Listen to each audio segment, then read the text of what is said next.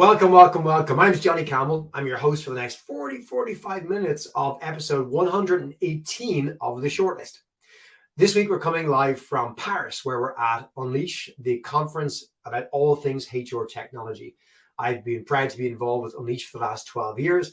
Always a great event to see what vendors are out there talking about what tech, what thought leaders are speaking about, what topics to do with human resources, people, talent acquisition, all of the above and more. And it's a pleasure, therefore, to invite our guest today, who's somebody who's been a go-to person for me around certainly talent and talent acquisition tech for the last few years. And if you know him, he's probably your go-to person as well, because that's what we're going to be talking about, the latest trends in TA tech for today's episode. And it's kind of a funny time, right? You know, talent acquisition is constantly changing. 2022 is one of the craziest years for this, right? Starting with such demand, heading into recession and inflation, yet talent still is impossible to find out there, right? What was once best practice pre-pandemic has been overtaken by new ways of working, new strategies, new tools. And like all that innovation is great for the industry. It means, you know, hopefully candidates are getting a better deal and we're more in tune with what they're looking for. But with all this different tech, it's hard for the TA and the talent folks to keep up. It's hard for the candidates to keep up as well. So what should you be focusing on, right? If you're looking at your TA organization, your team, thinking, you know what, at the end of the day, I just want to find great talent, bring them into my organization and keep them. What tech should you be looking for? What's happening? What's worth looking at? What categories are out there? What are the kind of up and coming vendors? What are people no longer using? What's merging? All this kind of stuff.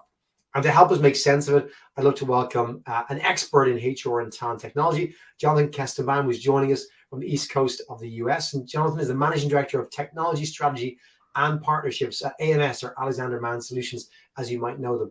And Jonathan's going to be sharing with us today his deep knowledge in this space and talk to us about how he stays up to date in the latest trends in TA tech, and maybe how, therefore, you could do the same. What impact the trends are having on the industry, what challenges are being solved, and how can we take advantage of these insights as leaders to get ahead of the game. Jonathan, it's a pleasure to have you. People might notice that technically we're not sitting in Paris right now. We're pre-recording this a little bit early because we're probably right now on the floor of Unleash in Paris, walking around, doing our thing or listening to a talk. But tell me this, maybe you can introduce yourself, because I think for folks listening and hearing you for the first time, I think it's interesting to know your background and where this knowledge and passion comes from. And then maybe what your role is today within Alexander Mann Solutions and why you have this, trust me, it is an expertise in this space. Thanks for having me. Really excited to be here today. As you know, I'm John Kestenbaum.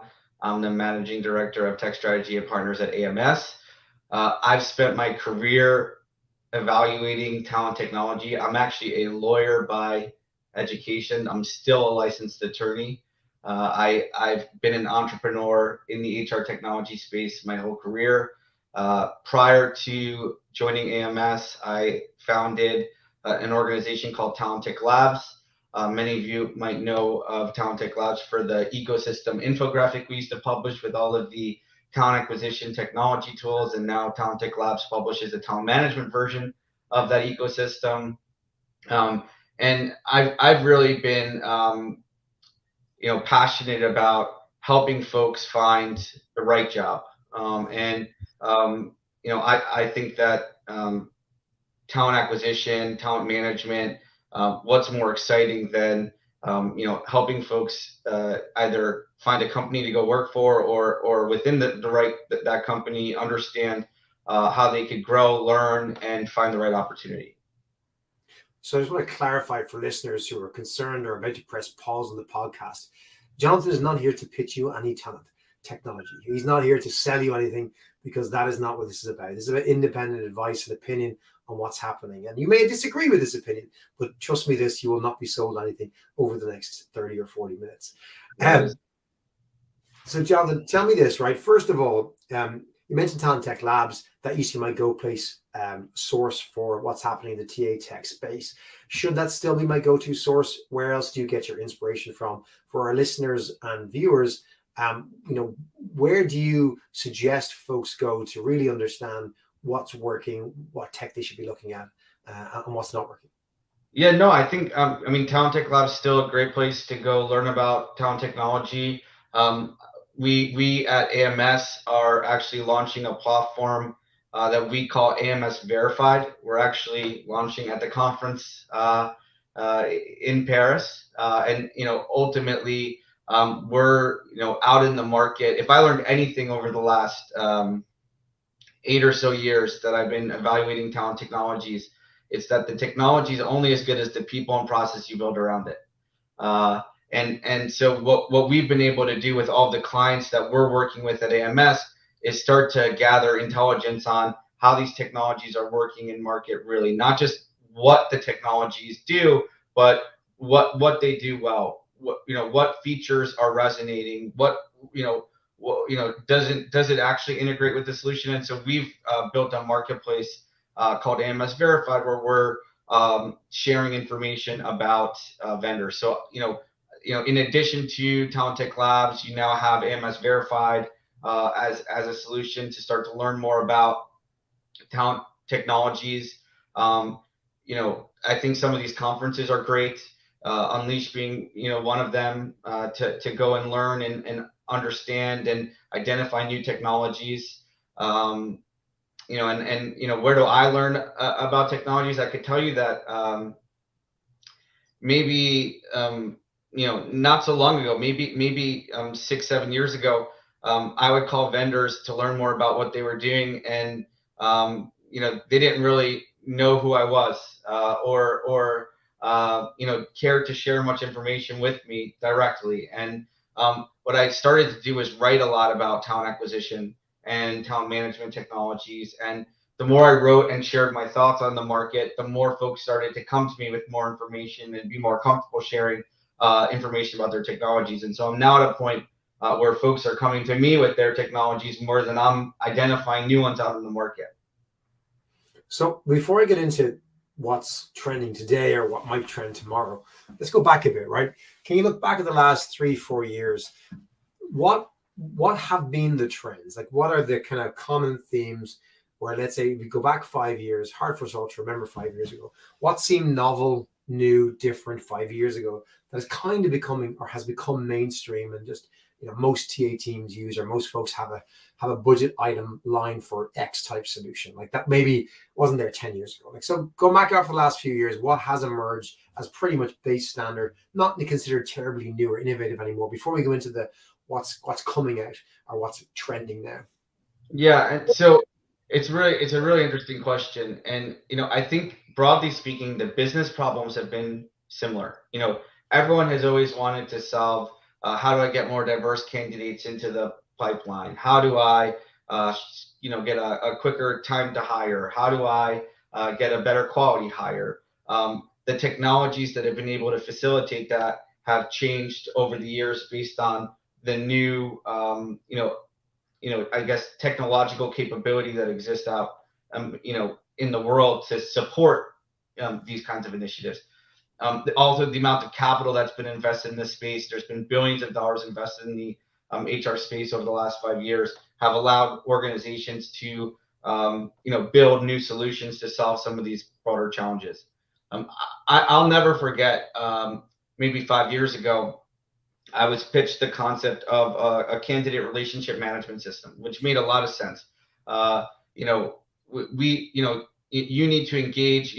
Recruitment is a specialized form of marketing. You need to engage candidates pre-apply and get them to fall in love with your brand. And we brought the concept to a number of large enterprise organizations, and those organizations all said, well, this sounds great, but I don't have a budget for CRM. And so what the CRM companies did was they said, well, do you have a budget for career site building? And so many of them, of course, the organization said yes.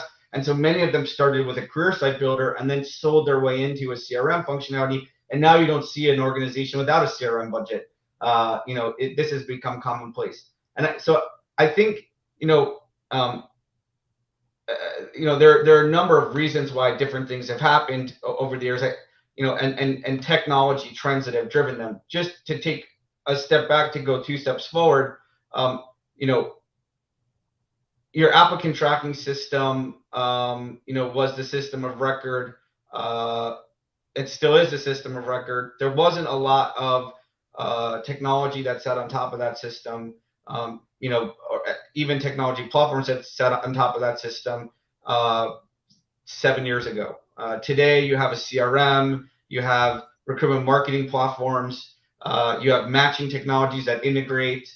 I would say CRM being one of the new systems that now folks have budgets for. Matching's another one. I can't tell you how many times matching was brought into a conversation over the last couple of years, and ATS would say, "Well, we do matching." It's clear now that actually matching requires a whole different train of thinking than workflow engines, and so you're starting to see independent matching technology systems. And so I'd say matching CRMs. Those are two systems that have kind of came and established themselves in the space as we deserve to be here. There's been a lot of other ones like that come to mind. Recruitment CRMs was the one I was also thinking of, right? That was novel a few years ago. Now it's like you gotta have a recruiting CRM. It doesn't make sense not to have one. Video interviewing was a thing that was probably novel a few years ago. COVID made it essential for everybody, and it's probably doesn't exist as a standalone tool really anymore either. It's kind of, to your point, it gets wrapped up in other stuff. So some of this stuff like recruiting CRM stayed standalone, became mainstream. Some stuff came along and it might have gone as a category, but it still exists as a functionality of something else. Would that be fair to say? Yeah. And so there's another, broadly speaking, another trend has been consolidation. So we've seen significant consolidation in the space. The way that it, the system, broadly speaking, works is, you have to be able to, if you're going to raise venture capital money, you need to be able to validate a $250 million enterprise value, right? To be able to get the returns that those investors want, right? And so there's only certain places you can do that.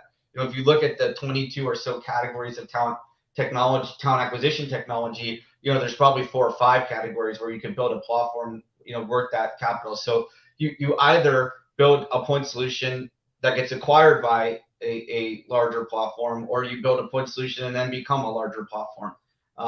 And so, we've seen a lot of that over the years as, these organizations have started to merge. One area is referral tools. Those were point solutions. And now, you pretty much get that as functionality within an ATS or CRM these days. I think interestingly, there's also been point solutions that we all had a lot of excitement about and thought could make a meaningful impact, and then in practice didn't play out the way we thought they would. 2 great examples. One would be recruiter marketplaces, where you put a bounty on a job and recruiters can submit candidates against that bounty. Like, in theory, makes a lot of sense. In practice, you have hard to fill roles that are generally going onto these platforms, recruiters that are working the night shift and getting half the fees, and then a poor communication channel between in the marketplace. And so while they can scale to a certain amount of revenue, they really don't scale meaningfully beyond that. In a similar capacity, shared talent networks where you can share talent, makes a lot of sense. I have a 2nd, 3rd, 4th place candidate that I vetted, went through my whole process, but I didn't hire. Can I, share them with another company for credits to get access to their candidates?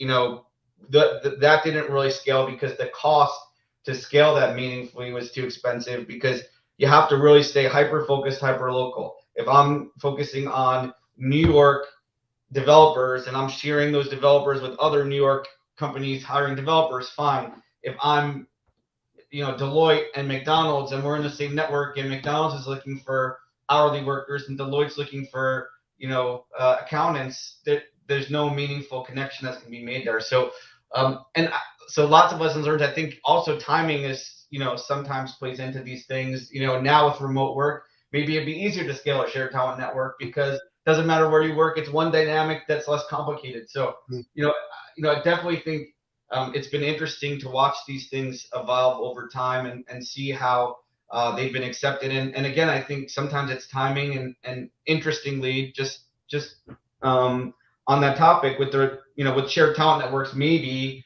now that the location isn't such a dynamic, they'll be easier to scale. With recruiter marketplaces, maybe blockchain will help remove the transparency issue, and maybe that will enable those to be more effective. So to me, it's been a lot of fun to watch these different ideas come to market. In some cases, scale. In some cases, fail. In some cases, pivot.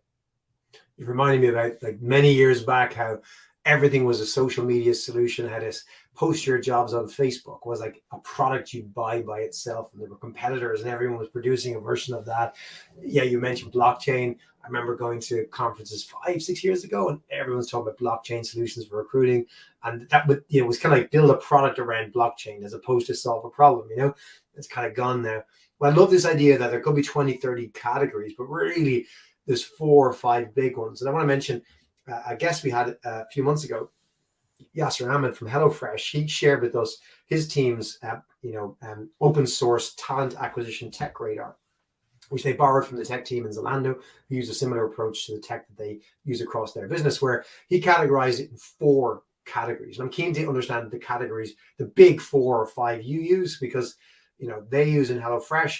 One corner they've got CRM and project management tools. They put that as a kind of group, a category. You got your greenhouse, you've got your Phenom, but you've also got things like Asana and Jira, right? In terms of just generally how do you manage work, right? They've got automation tools. So they've got, recruiting automation, things like HireVue. They put in Greenhouse IV tool, Text Expander, but also GoodTime, Visage, InFlight, Pave, lots of different recruiting and non-recruiting tech tools. So automation, second category.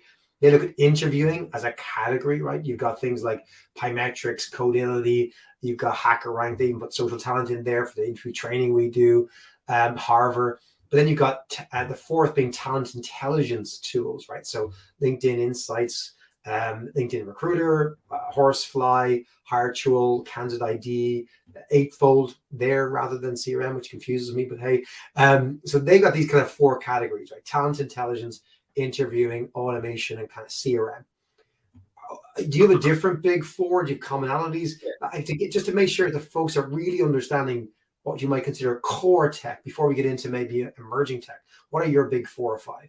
Yeah, so I package things up a little bit differently, but I'd say it's probably similar in nature. So look, you need a system of record, an applicant tracking system. In the contingent world, you have a vendor management system. In freelance world, you have a freelance management system. I think you're gonna have consolidation within that category of tracking systems. You're already seeing that happen with Aperture building VMS functionality and VMS and Workday buying Vinly, for example. ATS is buying VMSs. So I think that's a category. I think in front of that, if you think about, okay, someone applies to a job, they go to your ATS. Well, what happens before they apply to a job? Well, they go into your system of engagement, your engagement system. And so I'd say that your CRM is the basis of your engagement system, but this has expanded beyond CRM these days, and in some cases includes chatbot. In some cases includes referral tools. It's all about how do you engage a candidate prior to them. The text messaging is another one, prior to them applying for a job. And then I actually think there's a system of record that sits in front of the CRM, which I'm calling a recruitment marketing platform, which essentially is a system, your career site builder, your retargeting, remarketing system, programmatic advertising. It's how do you engage folks before they even share a form of PII with you, like personal identifiable information. And so, I think there are 3 main categories across source to hire there. I think there's an opportunity to build an analytics, a robotic process automation system that sits across these, ties data together, tracks analytics across them. I think there's an opportunity to create a talent intelligence layer, a matching technology that cuts across these systems, even goes into talent management and helps with upskilling. So I'd say those are the. Oh, sorry, there's one more, which is assessments. video and assessments as behavioral skills, video interviewing. And again, I think that while it could be a category that sits within like the selection process, I do think it cuts across, because you might want to start to use these assessments earlier in the process, because especially now that they're mobile, they're digital, they're, you can collect information so much more quickly than you could before. I think they'll be embedded earlier in the process than they are now, and it'll be cheaper to do it.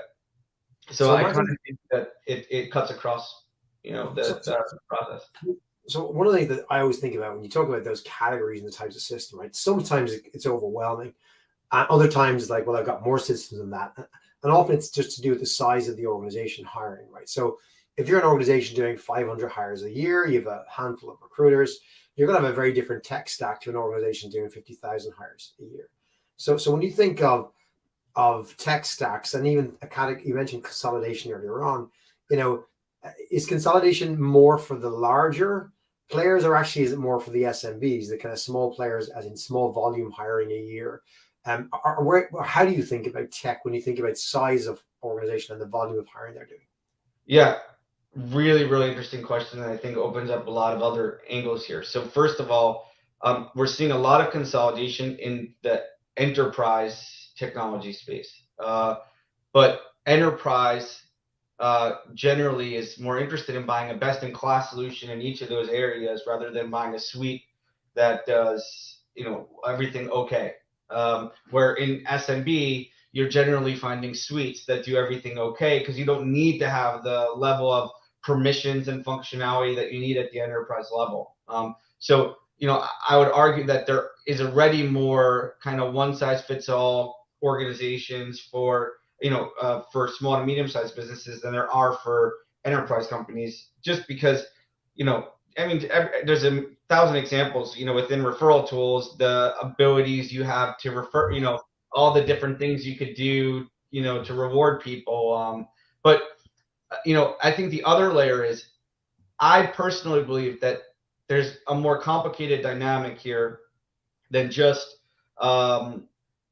what size company a technology can support. So I think we've already seen a bifurcation in technologies that focus on small to medium-sized businesses and enterprise companies. And I don't think we've seen a meaningful bifurcation in companies that support different personas of hiring. And I think there's a huge opportunity. So what do I mean by that? The process through which a hourly worker looks for a job is very different than the process through which an executive looks for a job.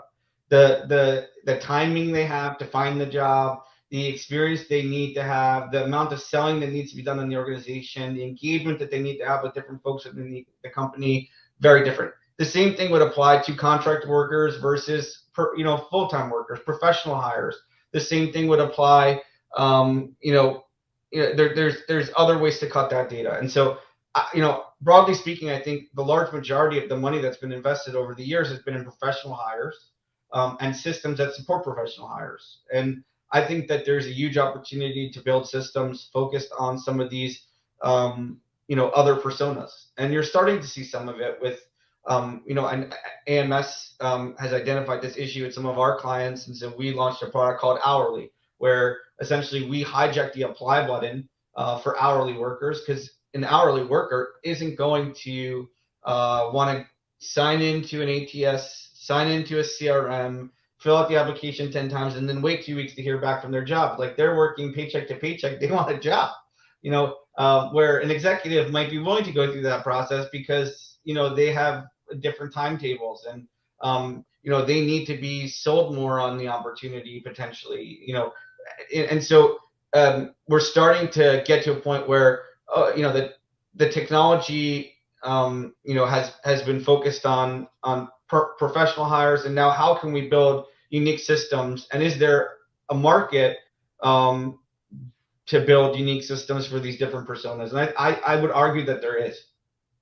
I was at a panel discussion this morning with a bunch of CPOs and CHROs, and they were talking about how tight the talent market is and the things they're having to do to go to the markets. And I'm in my head going, in tech, this is a 12, 15-year-old problem.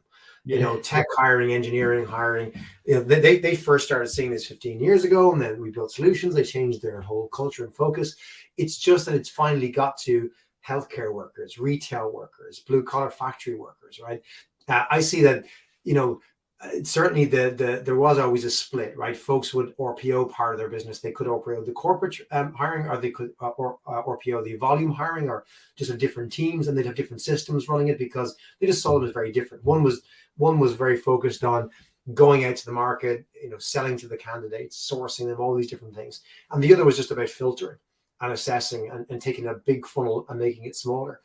And what I've seen, and maybe you've seen something different or would agree or disagree with this, the behaviors of volume workers are looking more like the behaviors of professional workers. You got to go after them more. You got to sell to them more, chase them more. And I do agree the solution isn't the same, because the one-on-one solutions we had for professional hiring worked, right? For the level of salary, the volume of the roles wasn't quite there. But when you're hiring, 100,000 workers a year on an hourly basis, you just can't afford to have a recruiter sourcing a shortlist per job. It's never going to happen, right? You have to come at it very differently. You have to think about scale. So when you look at that, Jonathan, like, first of all, do you think that some of those behaviors are shifting towards volume workers? And what are you seeing as the differences in the technology, the difference in the approach now that, call it volume, hourly, blue collar, retail type workers are beginning to behave more like the professional, STEM workers were 10, 15 years ago? Yeah, so I'm just going to answer the second question first, which is, I think that, and I'll give you an analogy. When we were bringing CRMs to enterprise organizations 5-6 years ago, the question was, well, why can't we use Salesforce? We have a CRM. Let's use Salesforce for recruitment. And the answer was, well, does Salesforce integrate into your ATS? No. Is the process through which a candidate applies to your job the same as the process through which someone buys your product? No. And so in any area where there's unique process and unique integrations, I think you can make a business case for a unique platform that is worth X amount in enterprise value. I think, and so that's just the second question. I definitely think you're starting to see hourly workers not just want to, for example, be there transactionally. They want to be more bought into the culture, aligned with the ethos of the organization, have internal mobility opportunities, we're now at a point where we can learn from a lot of what's worked in some of these other areas and apply them to some of these other personas. And I think technology will enable us to do that at scale, because one of the challenges is, and this is a question that people always think about, is, okay, well, is technology going to replace recruiting altogether? And the answer, in my opinion, is no. This is going to be a combination of tech and touch, right? We're always going to use technology. We're always going to have people to operate these systems. The question is, can technology make us more strategic? And I think that is the answer. Is and I think if you look historically at any industry that's been disrupted by technology, it's created more jobs, not less jobs, and elevated folks. And so I think that technology will enable some of the recruiters to do the things that they do for professional hires at scale with, for example, hourly workers, that they weren't able to do before, because they now have the resources to give them the time to do it. So when you go to the Unleash kind of floor today, tomorrow, when we broadcast, this will be today and tomorrow, or maybe looking back at HR Tech in Vegas in the last month, what categories did you see, or do you expect to see at Unleash that are what we might call emerging categories that perhaps weren't there pre-pandemic, but you're seeing more of or expect to see more of over the next few years? Yeah, I actually I came across a really interesting company at the HR Tech conference, and I believe they're actually going to be at Unleash. So there's been a rise in matching, in AI. I mean, I can't. 8 years ago, every technology deck I looked at said big data. 4 years ago, every technology deck said AI. You know, um, the the challenge now is efficacy, bias, compliance. New York is releasing a law where you have to basically disclose how you're first of all that you're using a AI system to evaluate someone as they go through the process, but disclose how the system works. And these laws are going to get more complex and go global. And so I came across a company called Holistic AI that actually assesses AI technology for both compliance with local laws and bias. And they're focusing on HR. And I think you'll see a rise in company sensitivity towards leveraging AI and also potentially the use of technology platforms like Holistic AI to assess that. This is a new problem that's evolved. I think the other trend is you're starting to see some of these systems focused on these personas as I described. So there's a new suite of technologies called direct sourcing technologies that you're starting to see. Interestingly, they made their way to the HR Tech conference because they're moving from contract to perm, but direct sourcing is basically focused on contract workers, and their systems focused specifically on helping hire contract workers at scale. And in some ways, technology is commoditizing the staffing business and making the fees kind of less. And so that's another area of technology that's I've seen evolve, and there's some interesting tools there. Anything to do with kind of remote working, let's say outside contracting, which I think is certainly has driven a lot more interest in from remote working. Does that remote working flexibility model that's really emerged strongly out of the pandemic, has that any implications for the tech categories or the platforms or new vendors out there that you see? Yeah, so I haven't been paying a lot of attention to specifically the technologies that have emerged due to remote working. I would argue that if you tried to post a job on a job board during COVID, the pandemic, a remote job, like some of these job boards models didn't even allow you to post a remote job. So there's like little changes that these systems have made. I have been taking a look at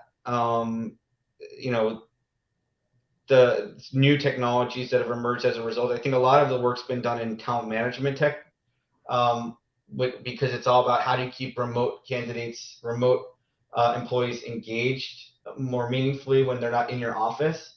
I'm still not sure if this is a temporary change, if this is an acceleration of what was going to happen, or if this is things are going to go back to normal and people are going to go back to the office soon. I think there's just lots of complicated dynamics beyond just like how people work best that might influence that. Like we have hundreds of hedge funds invested and private equity funds invested in commercial real estate that's not being used, and the pressures that governments are going to put on folks and companies to make folks go back to the office so that like the economy doesn't crash because of this. I think there's other dynamics involved in the return, but I haven't seen anything meaningful within talent acquisition around remote hiring that kind of caught my attention.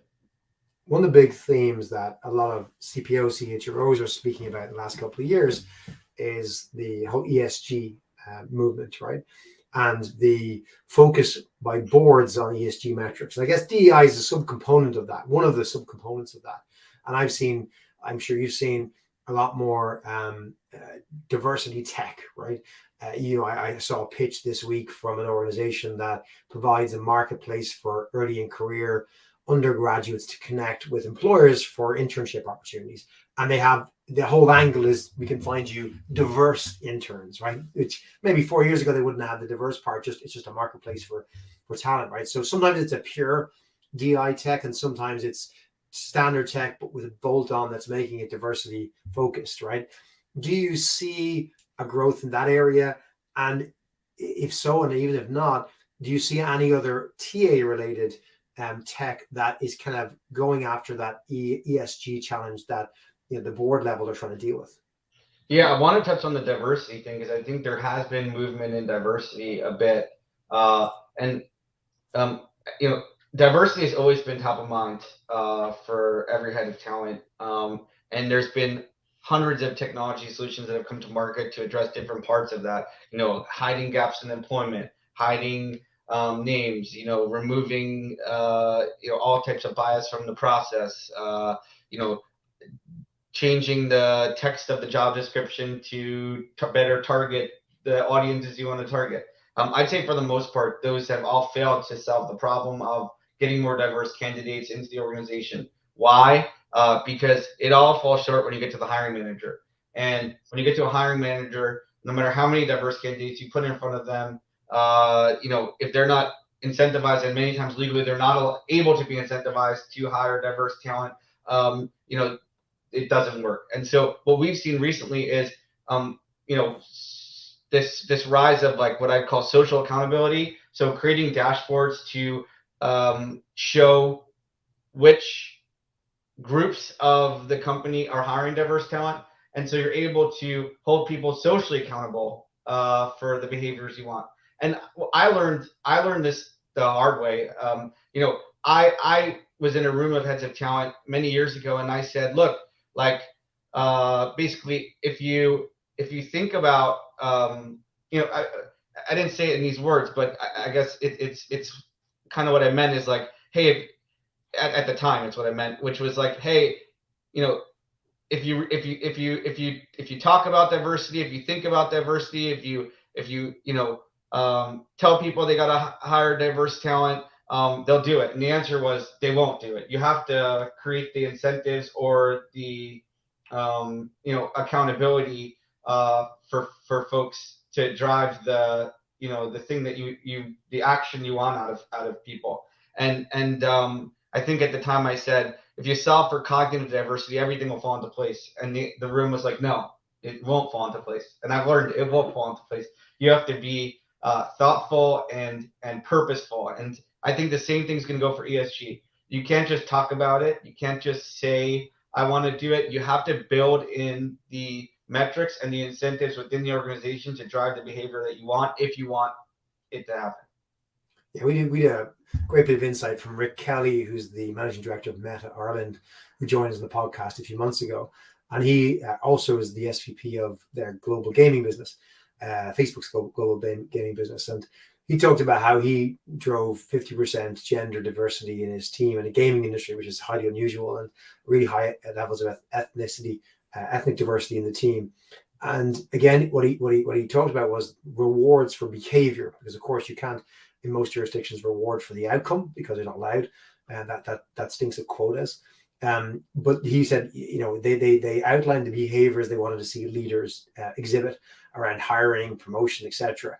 And they measured those. And whilst the outcome might be that you didn't hire the diverse talent or don't have as diverse a team as they'd like, if you display the behaviors, you got rewarded and acknowledged for that. So, I totally agree with you that it's complicated, right? It has to be intentional. There's many aspects to cover. But let me just move, because I'm very conscious of time. I can't believe we've rattled through so much time. I wanted to ask you another hours of questions, but let's bring it down to the TA leader who's out there looking at our budget for 2022. Whether you're large or small, we probably can't get into differences for everybody.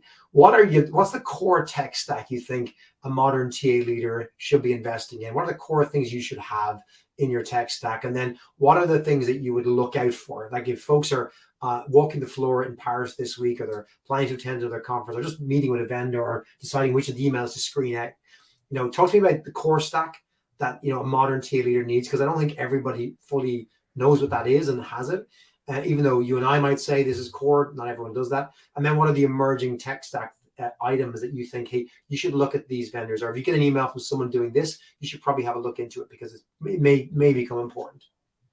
Yeah. And so at AMS, we have an 800-person talent acquisition consulting firm, and we do a lot of advisory work with heads of talent, CHROs on tech stack. And I can tell you the one question I always get is, what's the one technology that's going to solve all my problems globally? And the answer is there isn't one. The other side of it is, and I hate to be a consultant, is it depends on the type of organization you have. Like the technology stack that Disney should use, because of the fact that they're a consumer brand and they have more applicants likely for jobs than they do opportunities within the organization, similar to Nike potentially. Their focus is going to be more on matching, sorting through the noise, providing a good candidate experience for those folks, even if they don't get the job. Where a random bank in the middle of Idaho, despite their scale, might have very different challenges because it's not about matching through the noise. It's about how am I going to use a CRM to engage with candidates more meaningfully, to get them to fall in love with my brand because we have an awesome brand. Or even an organization that is in Livermore, California, competing for talent against Facebook and Google, but just isn't Facebook or Google and doesn't have the benefits that they have. So I think, look, everyone needs an applicant tracking system. One of the trends within SaaS technologies has been open APIs. I think the more open your system, the more meaningfully it integrates with other platforms is important. I think a CRM is table stakes these days, engaging with talent. I think matching technologies would be another layer. Again, the how heavy you lean on CRM versus matching depends on the industry that you're in. I think there's lots of opportunities to create more engaging career sites using video and embedding your employer brand more meaningfully into your hiring process. And again, depending on where you fall within that spectrum, and also it depends on where you are today. Like, what system is your core system today? What it gives us the universe of what we can build around it. And actually, within AMS Verified, you have the ability to build your tech stack and see how you're optimized for these different processes. So as a head of talent, not only can you search for verified talent technology, but you can build your tech stack and see how you're optimized. And so we take things a couple steps further. I think emerging is going to be, should I use specific systems for different personas? It should hourly be. Should I use a special system for hourly? Should I use a special system for contract workers? I think you're going to see consolidation in that area. Many of these ATSs and CRMs have gotten to a point of scale where they're like, okay, we got this professional hire thing. Now let's focus on contract hires. Or we got this professional hire thing. Now let's focus on hourly. So you're going to start to see consolidation there and folks building functionality with the awareness that, hey, it is more complex in those different areas. And so, I'd say ATS, CRM, matching, recruitment marketing, another area where I think there's huge opportunity. And then analytics. I still don't believe there's a fantastic analytics platform out in the market. As an organization, we bring our own to our clients because we haven't found one that we love enough that we can point our clients to. So, despite all of the money that's been invested, I would argue there's still lots of opportunity to build new technology. What are categories to watch for? Again, you mentioned a couple of interesting areas that you saw already. The analysis of bias on AI-driven platforms. I love that. It's quite meta. You're getting into like the analysis of other HR tech as a HR tech platform. But is there anything else that's kind of, I think direct sourcing. Direct Yeah. sourcing is a new category. It's kind of crossing the line between perm and contract. Definitely an interesting area. There's definitely a trend where you're seeing talent acquisition and talent management merge more meaningfully together, and so you're going to start to see all kinds of interesting things that come out of that. But I'd say that, you see it. on that last point, like I see a bunch of, again, the big box retailers, for example, and food and beverage companies in the US, likes of Walmart, even likes of Disney, hiring a lot of hourly workers who are using a kind of eduployment techniques where they're giving you your college degree or your high school diploma online for free to enable you to apply for jobs with them. And then when you join, they'll also keep training you. And Walmart have something like 155,000 people on these university programs completely for free who are employees. But you can actually apply for some of these programs before you even join. Like you're right, that merging of talent, it's creating talent pools so you can solve your TA problems. Yeah, and I think so. As we think about the technology drivers that drive new innovation, that allow for new systems to be built, one specifically the internet, broadly, 5G, connecting folks together more meaningfully, is creating a lot of transparency. That transparency is creating a lot more noise. Companies know more about candidates before they apply. Candidates know more about companies before they apply. It's making it so that I believe the most important thing for organizations to do is to focus on building their relationship with prospects before they apply for jobs, and it drives some of the things that you're describing. What benefits can we provide to candidates that sit in a talent pool? How can we build a relationship with them before they apply to a job? One, it will lower the cost to hire. Two, you're building an advocate within the world of your organization. So I think you're going to see a lot more of that. Jonathan, we've ran way over. There's so much more we could have talked about. Let's do so live in Unleash. And for those who are going to be attending Unleash in Paris this week, Jonathan will be roaming the floors. Grab him, ask him his opinion. You're gonna love the answers and get tons of advice. Jonathan, before I let you go though, you've given us lots of great advice to date, so I'm gonna be greedy and ask for one piece more. We ask every guest in the show for one piece of advice to leave our audience with, whether it's something that you've garnered through your own career and experience or something that was handed down to you by somebody else.